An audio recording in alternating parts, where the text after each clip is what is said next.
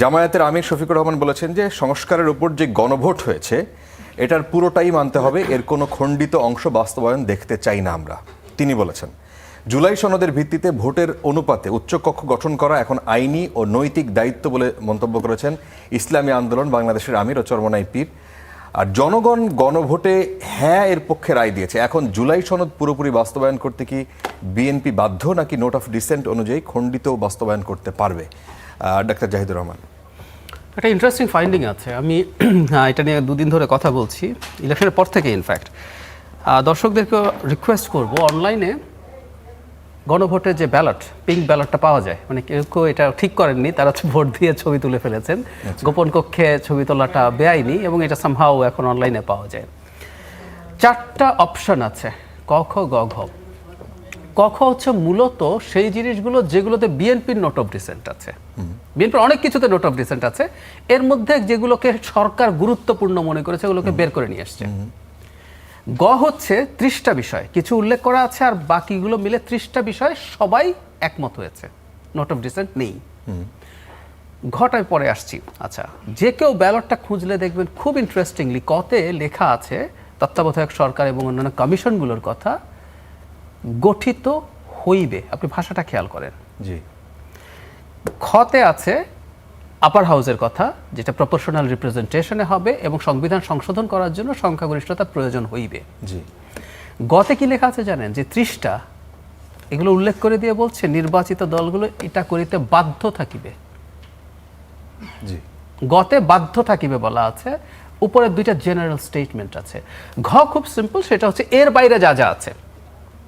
তার মানে কখতে কিছু উল্লেখিত আছে, গতে 30টা আছে, এর বাইরেও তো আছে। এগুলো বাকি দলগুলো তাদের প্রতিশ্রুতি অনুযায়ী বাস্তবায়ন করিবে। যেমন ধরি 30টার মধ্যে একই ব্যক্তি দুইবার, একই ব্যক্তি ওই যে প্রধানমন্ত্রী এবং দলের প্রধান থাকতে পারবে না, এটা 30টার মধ্যে নাই। তার মানে বিএনপি যেহেতু নোট অফ ডিসেন্ট আছে, বিএনপি এটা করতে পারে। কিন্তু আমার প্রশ্নটা এখন একটা জায়গায়, ক আর খ তো বাধ্যবাধকতা তৈরি করেনি, ক আর খকে বাইরে আনা হলো কেন? আপনি তো গয়ের মধ্যে যে 30টা বিষয় আছে এর মধ্যে ক আর খ এর গুলোকে সব যোগ করে দিতে পারতেন, তো দিয়ে বলতেন বাধ্য থাকিবে, বলেননি তো আপনি।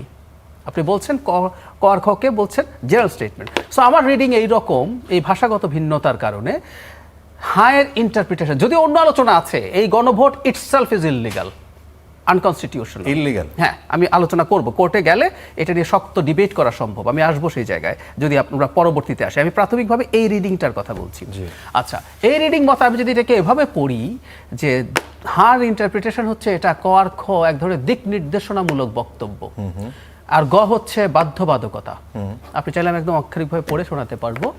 তো গটা করতেই হবে, ক খ করবে কিনা it's an option to the parties, হতে পারে। আমার কাছে এই জন্য মনে হয় কক্ষ করতে, মানে যেগুলো নিয়ে বিএনপির মূল সমস্যা সেটা হচ্ছে কতগুলো কমিশনের গঠন এবং মূলত আপার হাউস পিআর হবে কি হবে না। জি। সেই কারণে আমার মনে হয় খতে ওটা আছে যেটা ওনারা বলছেন, এটা প্রপোর্শনাল রিপ্রেজেন্টেশনে না করলেও বিএনপির জন্য মেজর সমস্যা হবে না। রাইট। তা এখন কিছুক্ষণ আগে নাহিদ ইসলামের বক্তব্য ছিল যে গণভোটের প্রশ্নের মধ্যে দিয়ে নোট অফ ডিসেন্টের পুরো বিষয়টাই মীমাংসিত হয়ে গেছে।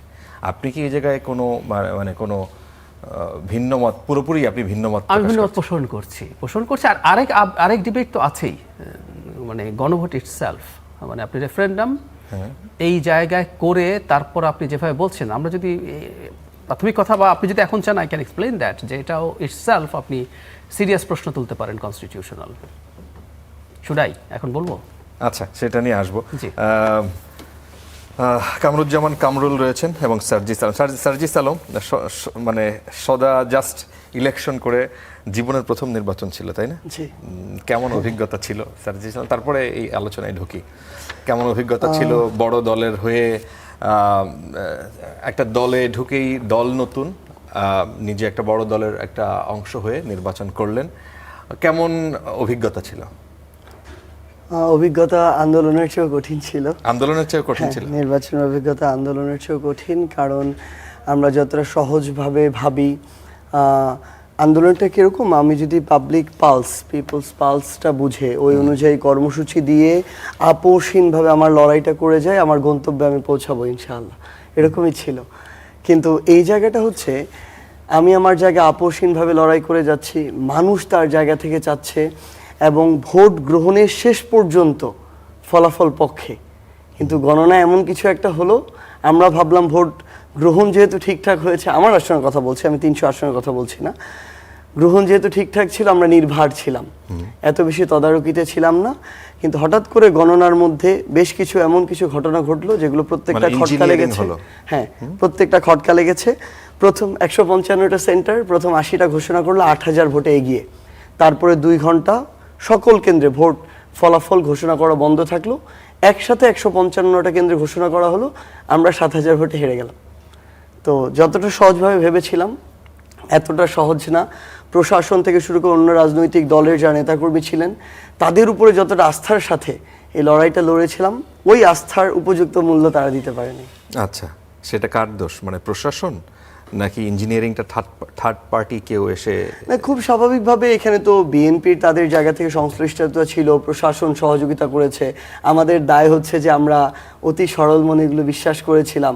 আমরা আমাদের জায়গা থেকে ওই ভোট গ্রহণ পর্যন্ত যে আমাদের তদারকি ছিল, যেই ধরনের আমরা প্রচুর অ্যাক্টিভ ছিলাম যে একটা স্বচ্ছ ভোট আমাদের করতেই হবে, শেষ সময় হয়তো বা আমরা ওই আস্থার জায়গাটা বেশি হওয়ার কারণে আমরা ওই জায়গায় এতটা অ্যাক্টিভ ছিলাম না, বা তদারকিটা ওই পর্যায়ে হয় নাই দেখে এই সুযোগটা পেয়েছে। অন্যথায় আমরা ফলাফল ঘোষণা পর্যন্ত এভাবে চুপ করে বসে থাকবো, এটা মনে হয় আমাদের করা উচিত হয়নি।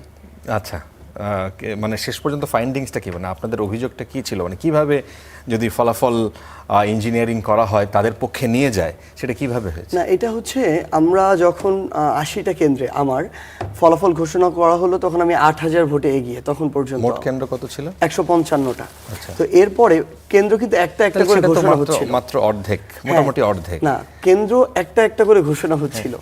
পরের এই 80-র পর থেকে 155 পর্যন্ত একসাথে ঘোষণা হয়েছে 155টা, মাঝের আর কোনো সিঙ্গেল ঘোষণা হয়নি।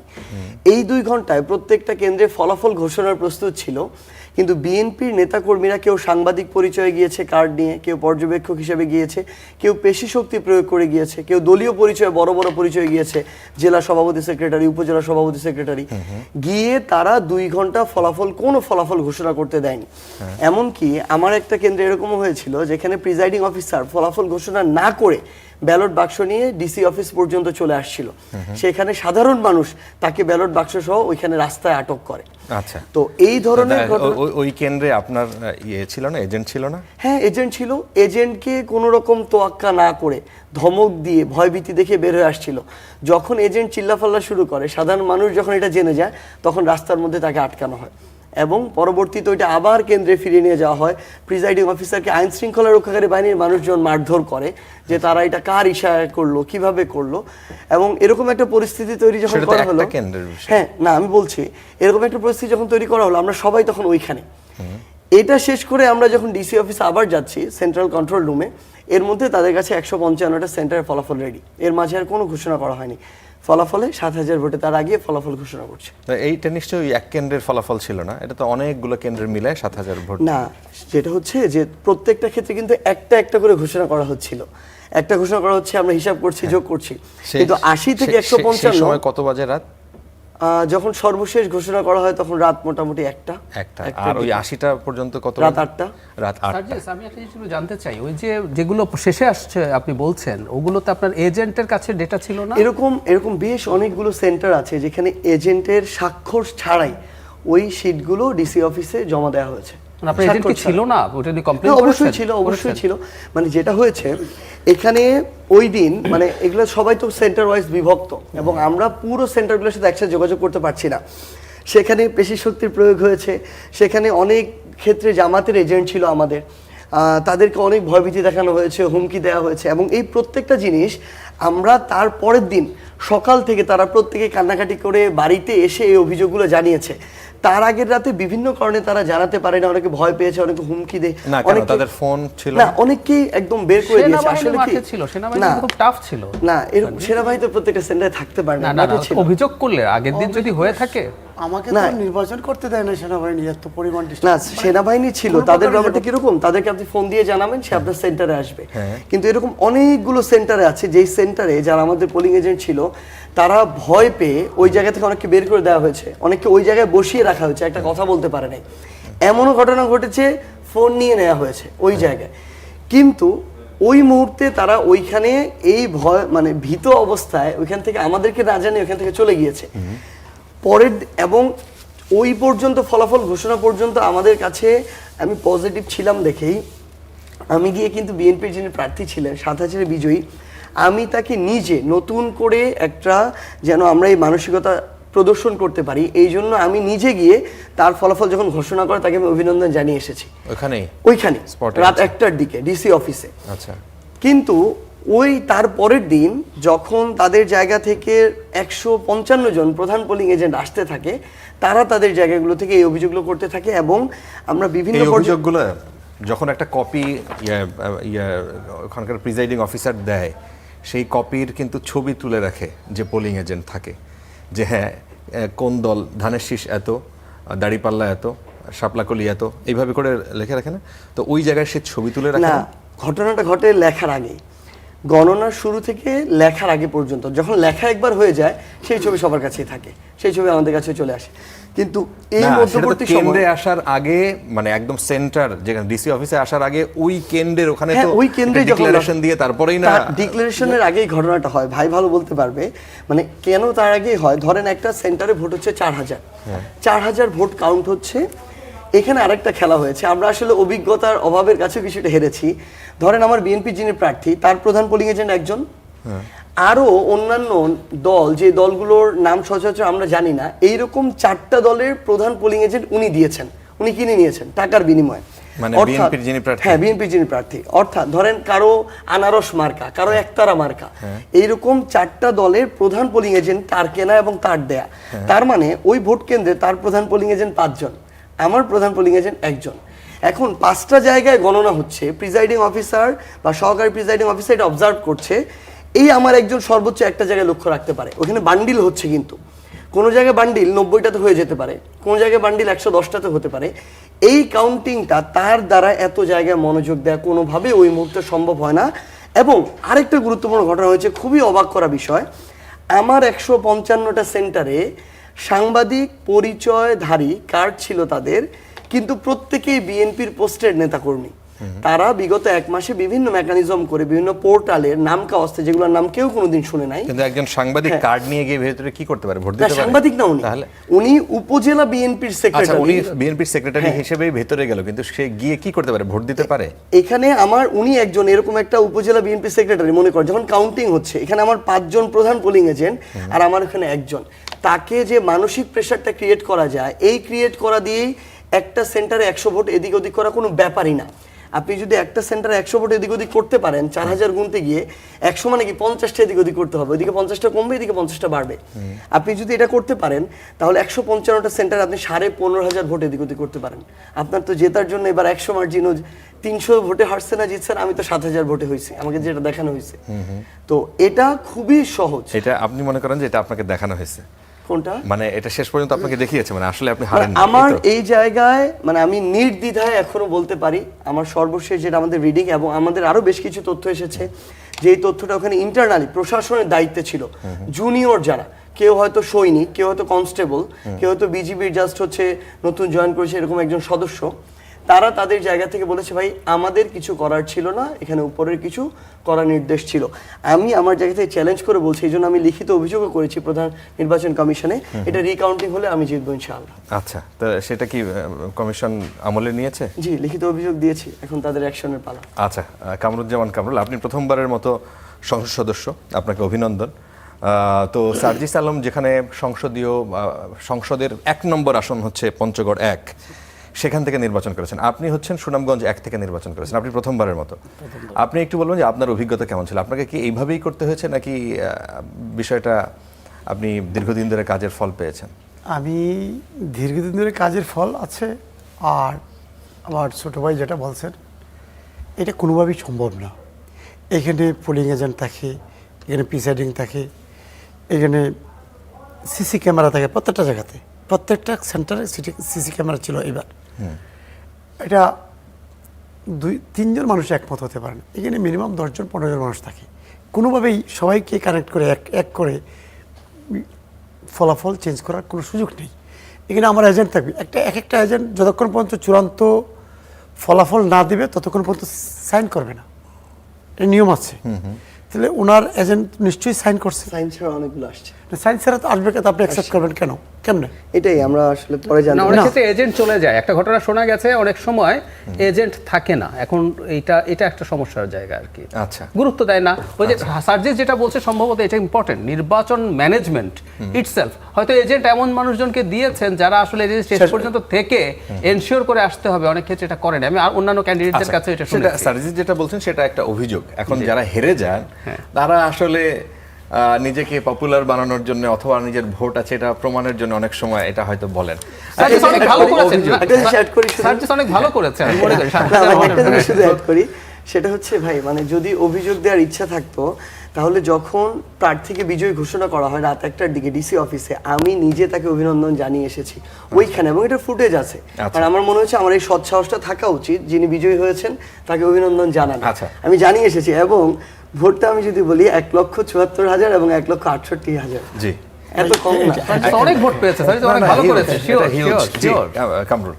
যে উনি যে কথাটা বলছেন স্বাভাবিক, ওনার জায়গা থেকে এরকমটাই মনে হয়। যেমন আমার 4টে উপজেলা, এবার 2টা উপজেলায় আমাদের লোকজনকে দাঁড়াতেই দিছে না, দেয় নাই সেনাবাহিনী। ওইটা যদি আমার কন্টিনিউ হইতো। দাঁড়াতে দেয় নাই মানে কেন? মানে সেন্টারে ঢুকতে দেয় নাই। আপনি তো অযথাই- প্রার্থী, আপনি তো হ্যাঁ, যেতে প্রার্থী। পারতেন। আমি বলছি, দেখছি ওইদিকে মানুষ জড়ো হয়েছে, মারধর শুরু করছে, পার্টির অফিসে গিয়ে বাড়ছে।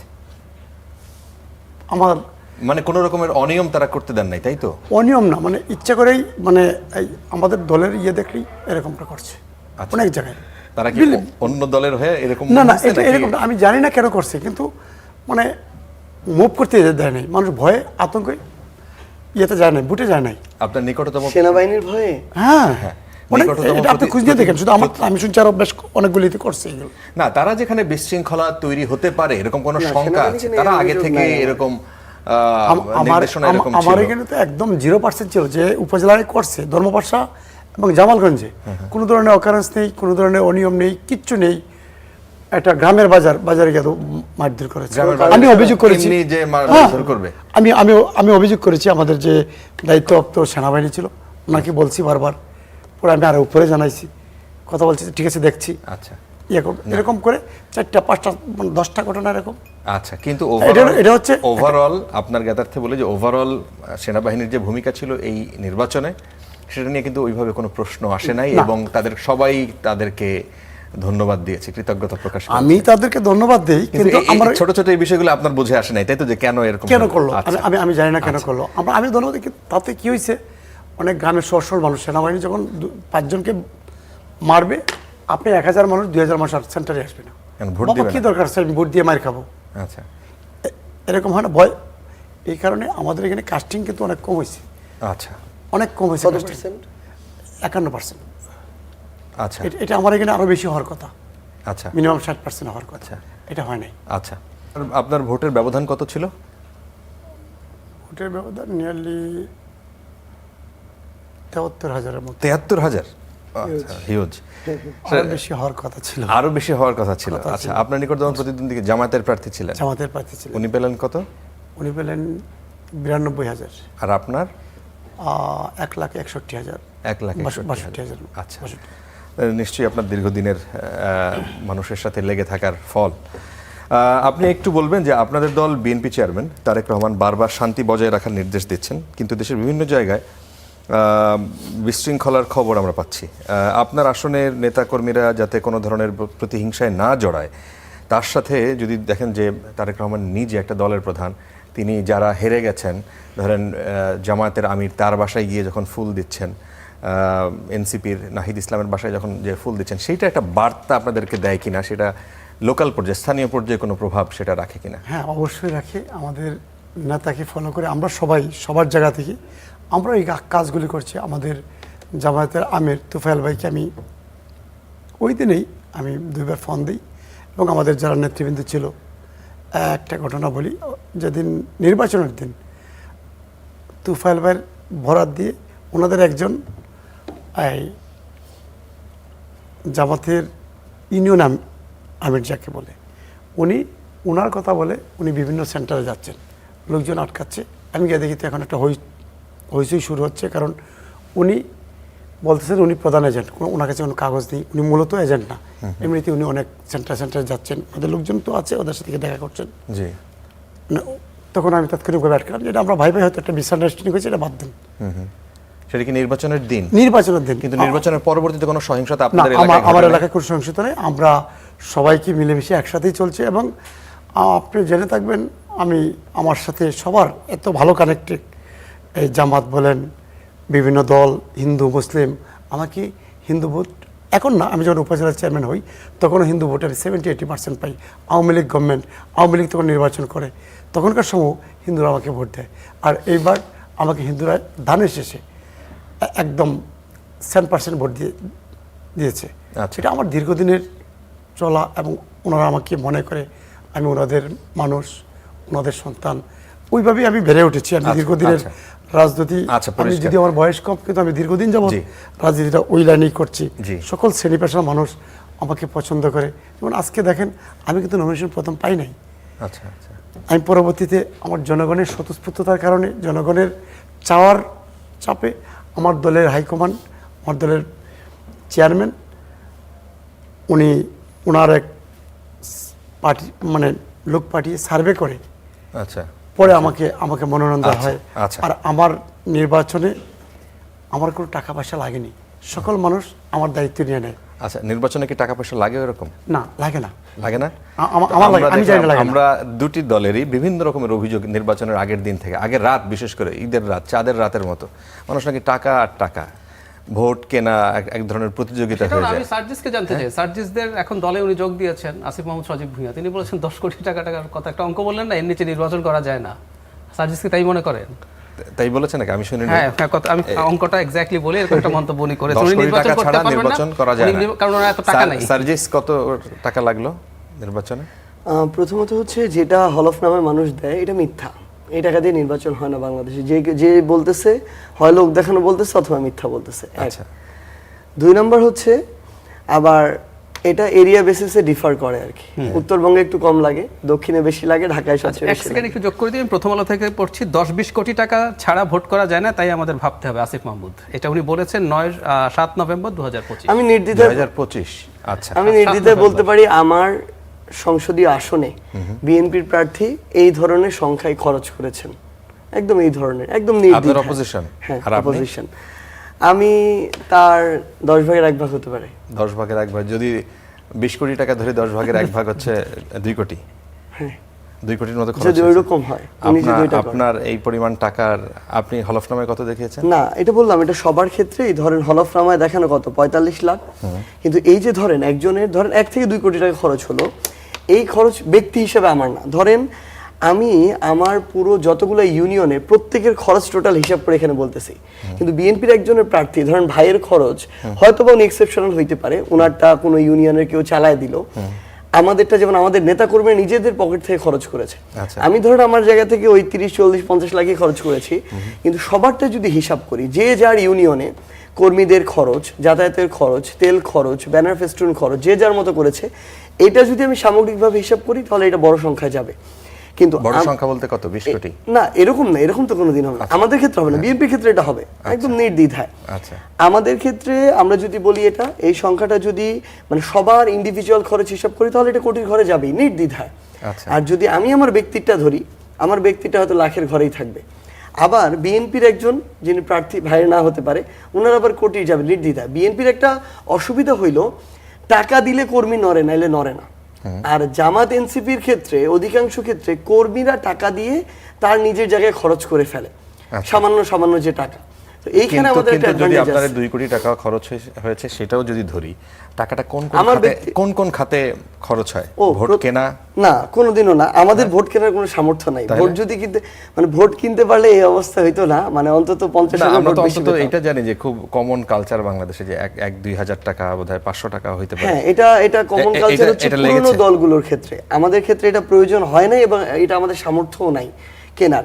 এই জন্য ভোটের তাহলে 2 কোটি টাকা কোথায় খরচ? না 2 কোটি টাকা বললাম তো, এটা আমার ব্যক্তিগত খরচ এতটা হয় না, ব্যক্তিগত খরচ হয়তো 40-50 লাখই হয়েছে, কিন্তু প্রত্যেকটা ইউনিয়নে ধরেন ইউনিয়নের নেতা কর্মীরা ভাই বলতে পারবে, যখন তারা মিছিল করে, মিছিলের পর একটু চা নাস্তা করে, বাইক দিয়ে ঘোরাফেরা করে, তারা ব্যানার বানায়, ফেস্টুন বানায়, লিফলেট দেয়, তারপর যেদিন নির্বাচনের দিন ভাই বলতে পারবে প্রত্যেকটা সেন্টারে মিনিমাম নির্বাচনের দিন 40-50 হাজার টাকা খরচ হয়, এটা প্রত্যেকটা সেন্টারে। তাহলে আমাদের ক্ষেত্রে- নির্বাচনের দিন প্রত্যেকটা সেন্টারে? হ্যাঁ এরকম খরচ হয়, এটা খুবই কমন। পুলিং এজেন্ট থেকে একজন। আমার তো ভাই বিলিভ অর নট, আমার তো কোনো টাকাই খরচ হয় না। না এটাকে ভাই, বিশ্বাস করবেন? না, এটা- না, না, sorry, এটা আমি- বিশ্বাস আমি- করতে let- না। let me finish, এটা খুবই গতানুগতিক না, না, কথা। আপনি এক কাজ করেন, ফারাবি ভাই আমার এখানে গিয়েছেন, আমি এবং আমার ভাইকে বলবো একবার যাওয়ার জন্য। আমার প্রত্যেকটা ইউনিয়ন, প্রত্যেকটা সেন্টার, প্রত্যেকটা মানুষ তার নিজ তাহলে দায়িত্বে ভাই নিচ্ছে। এই যে এক্স্যাক্টলি আমি তো এটাই নিজ- বলতেছি, আমি বলি হয়তো ভাই, উনি করে নাই, আমার কিন্তু যে ওনার শ্রমিকরা আছে না, সেন্টারের যে নেতৃবৃন্দ তারা করছে তাদের জায়গা থেকে। ভাই আমার যে শ্রমিকরা আছে না, সারাদিন ধরেন 1,000 টাকা সে ইনকাম করছে। ওখানে যে পাথর শ্রমিক, হ্যাঁ, পাথর শ্রমিক আছে, বিভিন্ন শ্রমিকরা আছে না, এর মধ্যে 500 টাকা তার নিজ দায়িত্বে খরচ করে, যে আমার কামরুল ভাই নির্বাচন। এটাই কথা তো এটাই ছিল। মানে আমার কোনো জায়গায় কোনো টাকা দিতে হয়নি, তারা নিজ দায়িত্বে সব খরচ করে। এই যে আমার প্রতি মানুষের যে একটা প্রত্যাশা, না না ভাই, আমি তো ওইটাই বললাম, মানে খরচ হয়েছে ভাই, আপনি দিয়েছেন বা অন্য কেউ দিয়েছে, খরচ হয়েছে। কারণ আমার ধরেন নির্বাচন ভাই বলতে পারবে, ওনার সেন্টারে ওইখানে অন্তত 100 ছেলে সকাল থেকে ফলাফল ঘোষণা করা পর্যন্ত ছিল। হ্যাঁ, প্রত্যেকটা সেন্টারে ছিল। প্রত্যেকটা মিনিমাম এটা 100 জন থাকে, 100-200 জন। তাহলে তারা দুপুরে খাওয়া দাওয়া করে, বিকালে খাওয়া দাওয়া করে, রাতে খাওয়া দাওয়া করে, তারা ওখানে থাকে, সেই তারা তো খাবার সরতে পারে টাকাটা না। দিতে হয়। হ্যাঁ, তারা অ্যারেঞ্জ করে, স্থানীয়ভাবে অ্যারেঞ্জ করে। কোথাও হয়তো নেতা দেয় সরাসরি, কোথাও স্থানীয়ভাবে অ্যারেঞ্জ করে। আমাদের ক্ষেত্রে স্থানীয়ভাবে অ্যারেঞ্জ করেছে, ভাইয়ের কথা অনুযায়ী ওনার ক্ষেত্রেও করেছে, কিন্তু অধিকাংশ বিএনপির ক্ষেত্রে বা আগের যে পুরাতন দলগুলো ছিল, নেতা থেকে যে যায় এই প্রত্যেকটা সেন্টারে। সো এই জায়গায় প্রত্যেকটা সেন্টারে ভোটের দিন অন্তত মিনিমাম 50,000 টাকা খরচ হয়, এটা নেতা করুক কিংবা স্থানীয় পর্যায়ে করুক। আমার এখানে জামাতের ক্যান্ডিডেট সবচেয়ে বেশি করছে। আমার যদি 5 টাকা হয়, ওনার না হলেও 200 টাকা খরচ। আচ্ছা, উনি এখন সামনে নাই তো এই জন্য না, আমরা না, জিজ্ঞেস না, করতে আমি পারছি না, সুতরাং এটা অভিযোগ আকারেই নিচ্ছি আর আমি কি। ভাইয়ের ওই জায়গাটাতে যেটা বললো যে স্থানীয় পর্যায়ে যে সহিংসতাটা হচ্ছে, জি। মানে এটাতে মানে আমি আমার জায়গা থেকে আমার আসলে অনেক বেশি ভুক্তভোগী, আমি একটু অ্যাড করতে চাই। আমি প্রথমেই জনাব তারেক রহমানকে ধন্যবাদ জানাবো যে উনি একটা উদ্যোগ নিয়েছেন যেটা অবশ্যই প্রশংসাযোগ্য। উনি ওনার জায়গা থেকে জামায়াতের সম্মানিত আমির, এনসিপির আহ্বায়ক এবং আজকে ইসলামী আন্দোলন বাংলাদেশের যিনি প্রধান পীর সাহেবের সাথে প্রত্যেকের বাসায় গিয়ে দেখা করেছেন। আমরা এই উদ্যোগটাকে সাধুবাদ জানাই এবং আমি মনে করি এটার জন্য স্থানীয় পর্যায়ে সহিংসতা অনেকাংশে কমেছে, কিন্তু স্থানীয় পর্যায়ে সহিংসতা চলছে। এটা এই এমপি লেভেলে চলছে না, এটা জেলা নেতৃবৃন্দ লেভেলে চলছে না, উপজেলা নেতৃবৃন্দ লেভেলেও চলছে না, এটা চলছে একদম স্থানীয় পর্যায়ে, ওয়ার্ড পর্যায়ে, ইউনিয়ন পর্যায়ে। আজকে আমার ওইখানে বেশ কয়েকটা ঘটনা আমি যদি বলি, আমার একজন শ্রমিক ট্রাক স্ট্যান্ডে ছিল, তার হাত ভেঙে দেওয়া হয়েছে, ভেঙে তাকে সদর হাসপাতালে ভর্তি করানো হয়েছে, ওইখানে নেয় নাই, রংপুরে তাকে রেফার করেছে।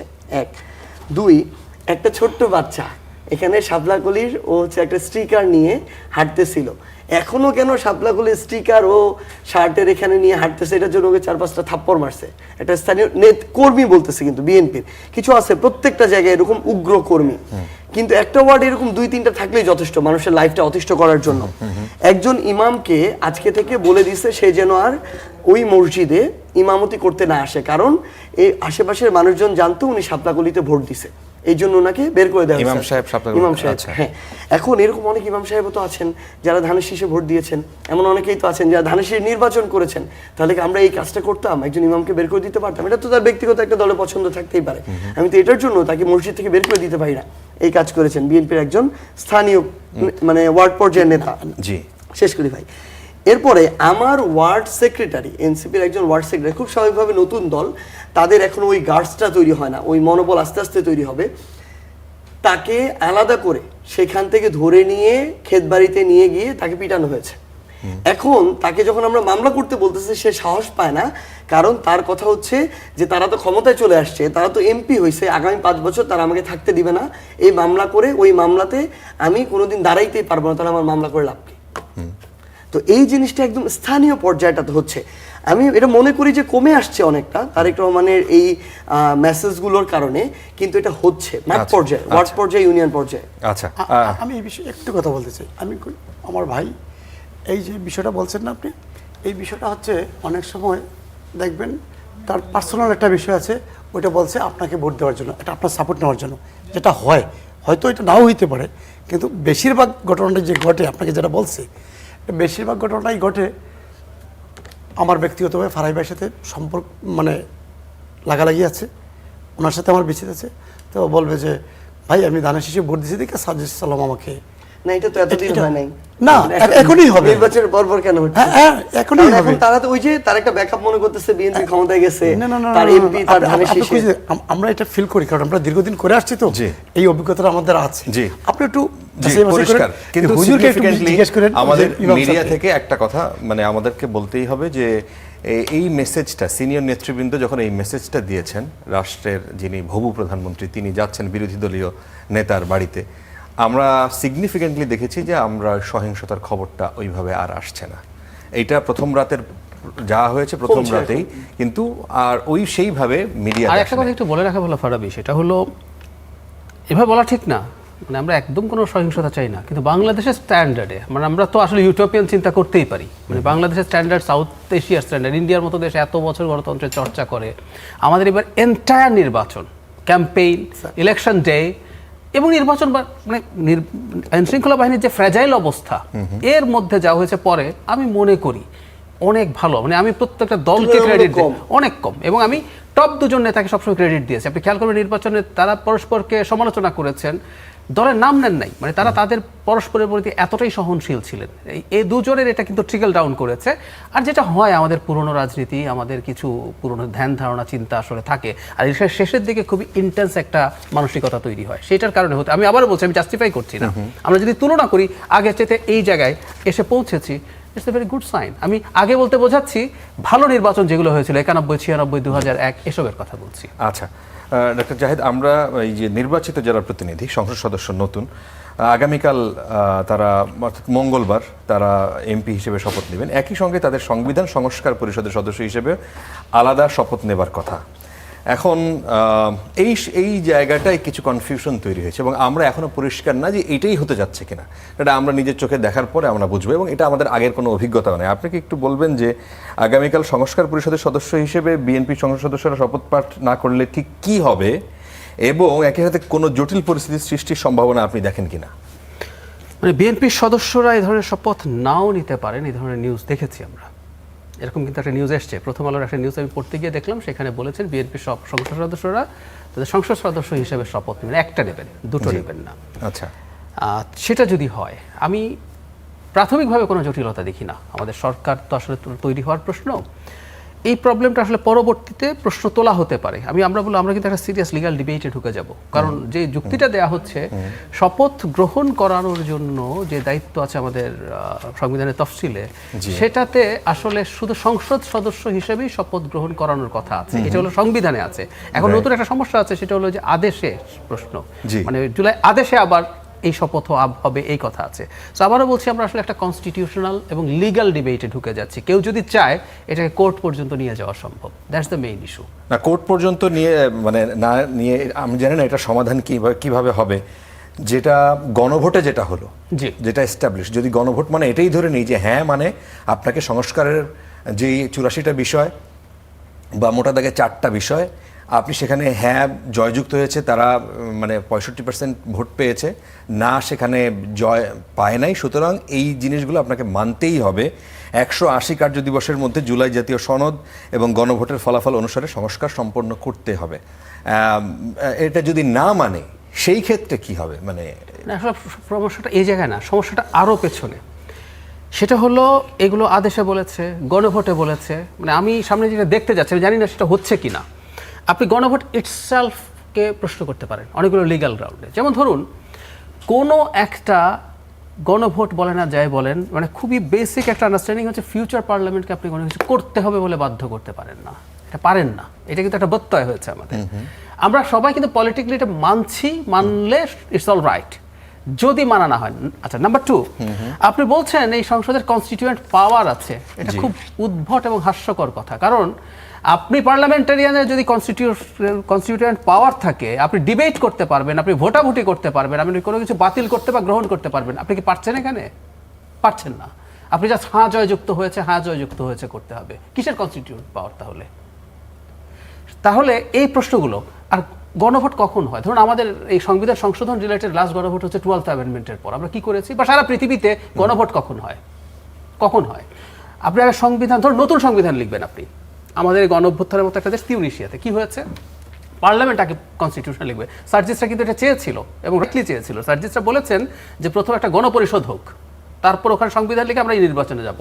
পরে চাপের মুখে তারা যেটা বলেছে সেটাও ভালো ছিল। তারা বলছিলেন 70-এ যেটা ছিল একই সাথে পার্লামেন্ট এবং গণপরিষদ, ওখানে ডিবেট হয়ে একটা নতুন কনস্টিটিউশন লেখা হবে, তারপর সেটা গণভোটে যাবে।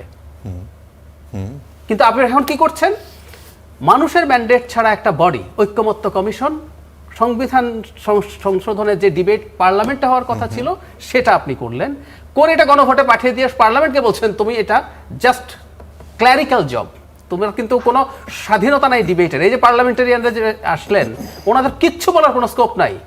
না, কিন্তু মানুষের ম্যান্ডেট ছাড়া যে বলে দিলেন যে ধরেন জুলাই যে গণ অভ্যুত্থান হলো, জি। সেখানে মানুষের ম্যান্ডেট ছাড়া আমি যেটাই try হোক করি। একটা দেশে, হ্যাঁ আমি সার্জিস আলমকে এই প্রশ্নটা দিয়ে আপনাদের আচ্ছা, আমি দুজনের আবার মধ্যে একটু আচ্ছা, শুনি, হয়তো আচ্ছা, ঠিক আছে, মত sure, দ্বিমত sure, এটা sure, পরিষ্কার। হ্যাঁ, নিশ্চয়ই। সার্জিস না, আলম, আমি বেশ কিছু জায়গায় হচ্ছে ভাইয়ের সাথে একদম বিনয়ের সাথে দ্বিমত করতে চাই। প্রথমে একটা জিনিস আমাকে খুব লেগেছে আর কি, যে ভাই যে প্রশ্নটা তুললো যে আমি গণভোটকে ইটসেলফ ইলিগাল বলতে পারি, এবং এই জায়গাটাকে, তাহলে তো আমি এই নির্বাচনটাকেও ইলিগাল বলতে পারি। এই যে নির্বাচনের পরে নতুন যে পার্লামেন্ট মেম্বার যারা হলো তাদের সবাইকে আমি ইলিগাল বলতে পারি, কারণ তাদের তো আসলে আমি ওই যদি সংবিধান অনুযায়ী ধরি তাহলে তো তাদের 2029 সালের যে নির্বাচন, ওই নির্বাচনের মাধ্যমে আসার কথা। আমি এই গণঅভ্যুত্থানকে মানে আমি যদি তাহলে স্বীকারই না করি আমার জায়গা থেকে, তাহলে এর পরে যা কিছু হয়েছে সব কিছু তো ইলিগাল হয়েছে।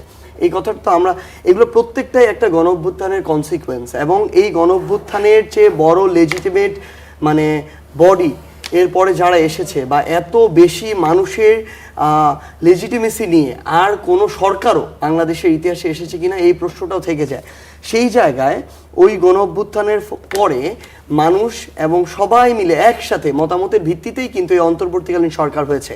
এই অন্তর্বর্তীকালীন সরকারের সেখানে উপদেষ্টা পরিষদে বিএনপির মতামত ছিল, সেখানে যেমন বর্তমান যারা এনসিপির নেতৃবৃন্দ আছেন জুলাই অভ্যুত্থানের নেতৃত্ব তাদের ছিল, সেখানে জামায়াত ইসলামের মতামত ছিল, সেখানে সিভিল সোসাইটির মতামত ছিল, সেখানে বিভিন্ন বাহিনীর মতামত ছিল।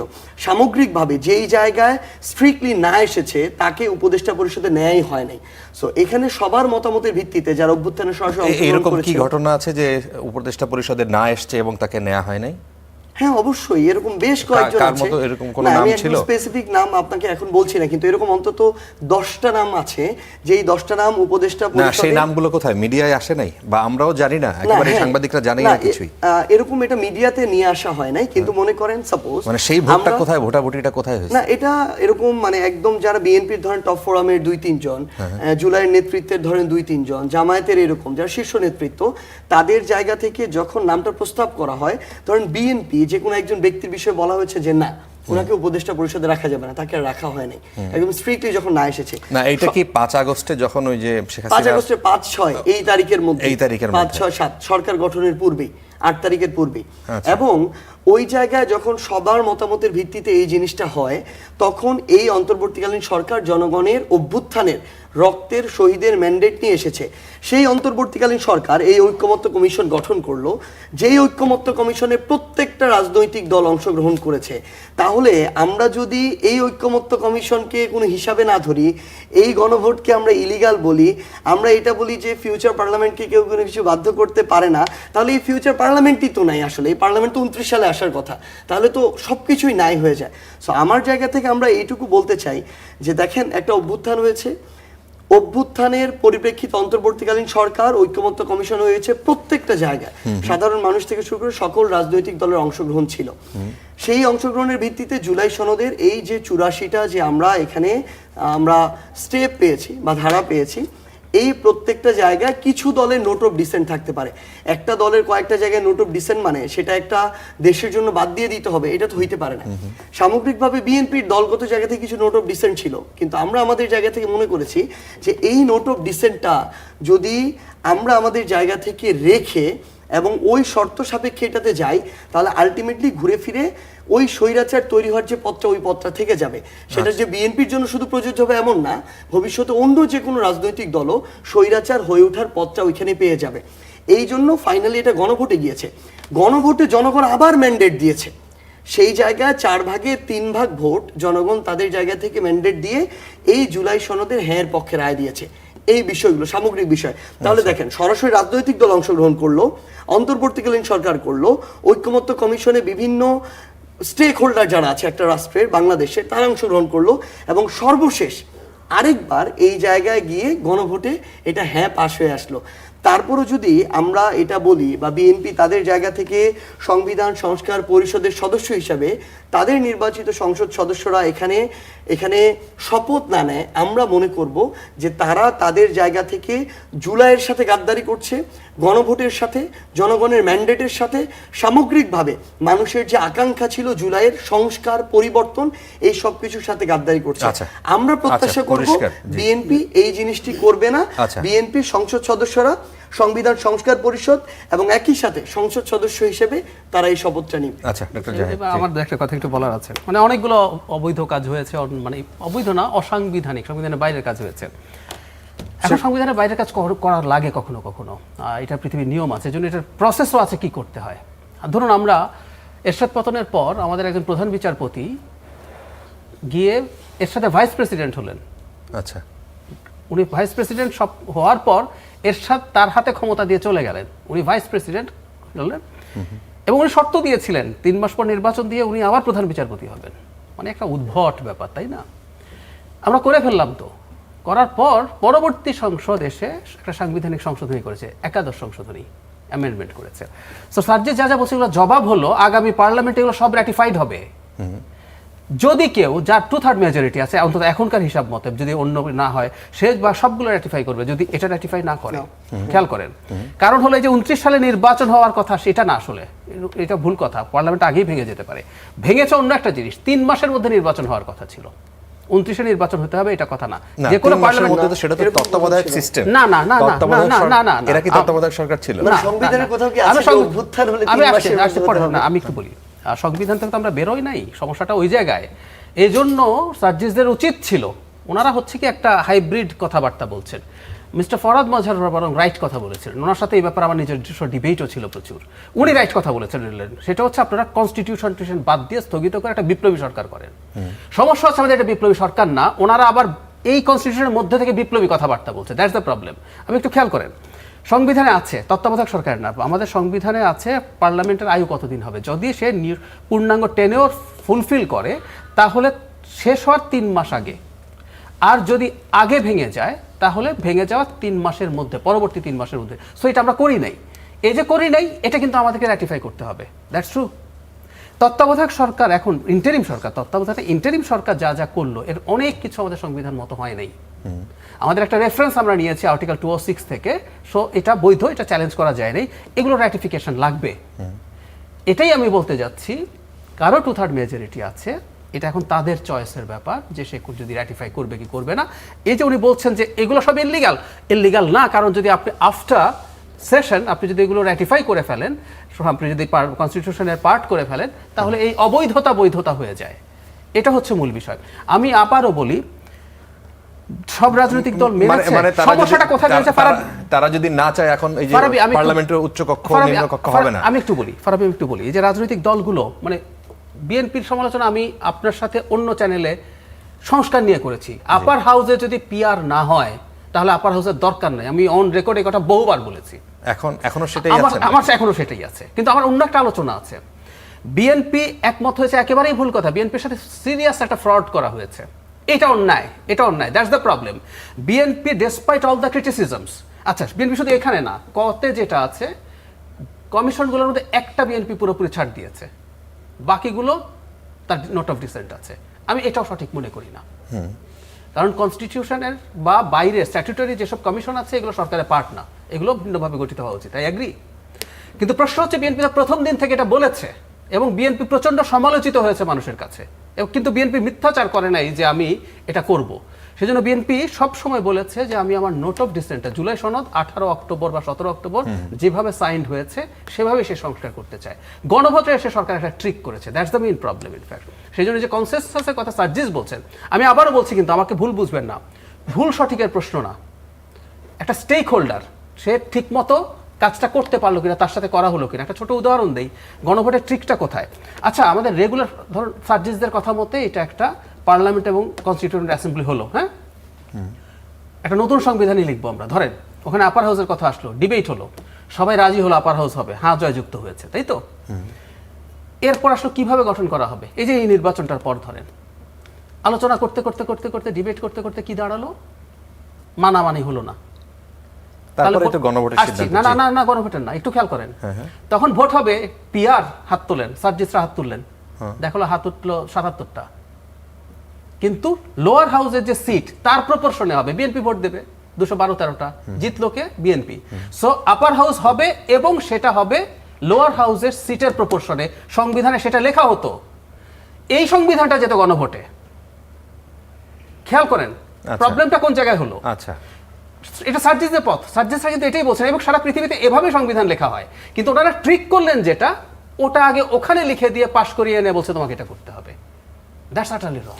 না না, কখনো না ভাই, আমি একটা জায়গায় দ্বিমত করি। সেটা হচ্ছে কি, আসলে আপনি নিজে বলছেন যে বিএনপি আসলে যখন তাদের এই নোট অফ ডিসেন্টগুলো কয়েকটা বিষয় দিয়েছে, তারা জনগণের কাছে ব্যাপকভাবে এটার জন্য সমালোচিত হয়েছে, কিন্তু তারা তার স্ট্যান্ডে ছিল। জনগণ না, কথাটা- একটা অংশের না, মানুষের কাছে, একটা অংশ না, জনগণের এটা কাছে বড় সমালোচিত অংশের হলে কাছে। তারা 2/3 মেজরিটি না, এভাবে পায় না। ভাই, না, সার্জিস, একটা জিনিস কি সার্জিস। ভাই, একটা জিনিস, বড় অংশের কাছে যদি না হইতো তাহলে বিএনপির না। ভোট আর গণভোটে হ্যাঁ ভোট সেম হইতো, কিন্তু বিএনপির ভোট যেখানে 51%-এর মতো, গণভোটের এই ভোটটা হচ্ছে 70% না, পাস। 60%। আমি একটা হিসাব দিই, হ্যাঁ সার্জিস, মিলে যায়। একটু খেয়াল করেন, আমি এখনই চেক করলাম, আমি পড়ে বলা 60% হ্যাঁ ভোট। বিএনপির ভোট কিন্তু 51% না। বিএনপি যদি আমি ট্রুলি হিসাব করি, স্বতন্ত্র 6% ধরেন, আপনি খেয়াল করেন 57% কিন্তু মোটামুটি বিএনপির ভোট হয়ে যায়। না না, তো সেই ক্ষেত্রে না, বিএনপির ব্যাপারটা সুবিধা কি হচ্ছে, সাধারণ হার ভাই, পক্ষে তো আমাদের না। দলের চেয়ারম্যান উনি নিজে বলে দিচ্ছেন না, কিন্তু মাঠ পর্যায়ে আপনারা বলেন নাই ভাই। না, না, মাঠ কেন? পর্যায়ে আমাদের আপনারা নেতা সবাই- বলে তাহলে দিয়েছে, আমরা সবাইকে- না এত ভোট হলো কিভাবে? এগুলো কি আওয়ামী লীগের ভোট তাহলে? না, এটা তাহলে কারা ভোট দিল অনেকেই এগুলো? দিচ্ছে, No দিতেই ভাই, পারে। আপনারা মাঠ পর্যায়ে নির্দেশনাই ছিল না। আমাদের মাঠ দলের- পর্যায়ে দলের নেতা বলে দিয়েছে। ভাই, মাঠ পর্যায়ে শেষ দিন পর্যন্ত সবাই প্রাউডলি বিএনপি নেতাকর্মীরা নাতে ভোট দিয়ে সেই ছবি আবার ব্যালটের ছবি সোশ্যাল মিডিয়ায় পোস্ট করছে। আমি যে জায়গাটা বলতে এখন চাচ্ছিলাম সেই ভাই, বিতর্ক সেই জায়গা না, যে বিতর্ক জায়গাটা হচ্ছে একটু বলতে এখন হবে চাচ্ছিলাম, সমাধানটা কি? যে জায়গাটা বলতে চাচ্ছিলাম, দেখেন, যখন এই অভ্যুত্থানটা সবচেয়ে মানে বড় হওয়ার একটা কারণ ছিল যে এই একটা সিস্টেম, এই একটা করাপ্টেড সিস্টেম, যেটা জনবিরোধী সিস্টেম তৈরি হয়েছিল বিগত 16 বছরে, মানুষ এটার উপরে ক্ষিপ্ত হয়ে বিরক্ত হয়ে এটা ভেঙে নতুন একটা সিস্টেম দাঁড় করানোর জন্য রক্ত দিল, জীবন দিল। এই দায়বদ্ধতা নিয়ে একটা অন্তর্বর্তীকালীন সরকার আসলো। সেই অন্তর্বর্তীকালীন সরকার তার জায়গা থেকে একটা দলের চাওয়া পাওয়া অনুযায়ী কাজ করতে পারে না, বরং তাকে দেখতে হবে পুরো দেশের অধিকাংশ মানুষের চাওয়া পাওয়াটা কি। ভোট কি বলবো? সে যেই আজকে ম্যান্ডেট থেকে ভোটের আসলো, পরও একইভাবে না, বলা শেষ করি যায়, ভাই, একইভাবে। সে যেই ম্যান্ডেটটা নিয়ে আসলো, ওই ম্যান্ডেটের চাওয়া পাওয়া কি, ওই মানুষদের চাওয়া পাওয়া কি, ওই জুলাইয়ের চাওয়া পাওয়া কি, সে যখন তার জায়গা থেকে দেখে যে একটা দল তার জায়গা থেকে ক্ষমতার ভারসাম্য নয়, বরং আগের মতোই ক্ষমতার সুপ্রিমেসিটা চায়, যে ক্ষমতাটাকে সে তার কাজে ব্যবহার করবে, তখন সে দেখতে পেল সে তার এই জুলাইয়ের আকাঙ্ক্ষার সাথে এটা সাংঘর্ষিক। এই জন্য ওই বিষয়গুলোই আবার জুলাই সনদ তৈরি করে সংস্কারগুলো সে আলাদা গণভোটে দিল।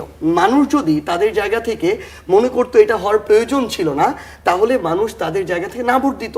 কিন্তু আপনি দেখবেন যেমন অনেক বিএনপিরও নির্দেশনা থাকার পরও অনেক বিএনপি নেতাকর্মী আবার তাদের জায়গা থেকে হ্যাঁতে ভোট দিয়েছে, কারণ তারা একই সাথে বিএনপিকে ভালোবাসে, তারা ধানের শীষে ভোট দিয়েছে, কিন্তু তারা দেশটার সংস্কারও চায়, তারা এই উল্টাপাল্টা সিস্টেমগুলোর পরিবর্তনও চায়। এই জন্য ধানের শীষের ভোটের চেয়ে হ্যাঁ ভোটের সংখ্যাটা অনেক বেশি। আচ্ছা, এই জন্য ভাই আমরা- যেটা বললাম, আমি এক লাইনে শেষ করছি, এই ট্রিক করে গণভোট দিয়েছে এই কথাটা বলা উচিত নয়, বরং জনগণের আকাঙ্ক্ষা বাস্তবায়নের জন্য আলাদা করে জনগণকে এই স্বাধীনতা দিয়েছে বেছে নেওয়ার জন্য, যে আপনি সংস্কার চান কি চান না, জনগণ বেছে নিয়েছে, এটা হয়েছে এবং এটা হতে হবে। আচ্ছা, আমরা একদম শেষের দিকে, কামরুজ্জামান কামরুল, যদি আপনি 1 মিনিটে কিছু যুক্ত করতে চান। মাঠ পর্যায়ে আপনারা একেবারে মাঠের রাজনীতিবিদ, সেখানে মানুষের এই ধরনের মানে এই জুলাই কেন্দ্রিক আকাঙ্ক্ষা আপনারা কি দেখেছেন মাঠ মানুষ পর্যায়ে? সংস্কার চায় কিনা? মানুষ সংস্কার চায়, সংস্কার চায় বিধায় তো আমাদের নেতা হাবোর্ডের পক্ষে বারবার বলেছেন। জি, হাবোর্ড নেতা বলছেন বিধায় এত পার্সেন্টেজ হয়েছে, আনলে হতো না। বিএনপি যারা করে সবাই হাবোর্ডের পক্ষেই দিয়েছে, কিন্তু এখানে আমাদের যে নট অফ ডিসেন্ট এগুলো কিন্তু আমরা কন্টিনিউ আমাদের দলের হাইকমান্ড সবসময় বলে আসছে। দেয় নাই ভাই। না, সবাই বলে আসছে, কন্টিনিউ বলে আসছে। তো যাই হোক, এখন বিষয়টা হচ্ছে আমার একটা বিশ্বাস, আমার কাছে মনে হচ্ছে তৃণমূলের মানুষ এবং সাধারণ মানুষ, আমি একদম রোড লেভেল থেকে উঠে আসা মানুষ, সাধারণ মানুষের সাথে রাজনীতি করতে করতে এই জায়গাতে আসছি। আমার কাছে মনে হচ্ছে সকল মানুষ এখন তাকিয়ে আছে আমাদের নেতার দিকে, এবং নেতার প্রতি মানুষের আস্থা বিশ্বাস জন্মায়। আমার কাছে মনে হচ্ছে এখন আমার এই জীবনে আমি দেখেছি এত মানুষের আস্থা বিশ্বাস তারেক রহমানের প্রতি। আর দেখবেন আপনি সারা বাংলাদেশেই এখন মানুষ ওনাকে বিশ্বাস করতে শুরু করেছে, এবং উনি দেশের একটা পরিবর্তন নিয়ে আসবে, দেশের সংস্কারও আসবে, দেশটাকে আবার নতুন করে ঢেলে সাজাবে, এই স্বপ্ন মানুষ দেখতে শুরু করেছে। আচ্ছা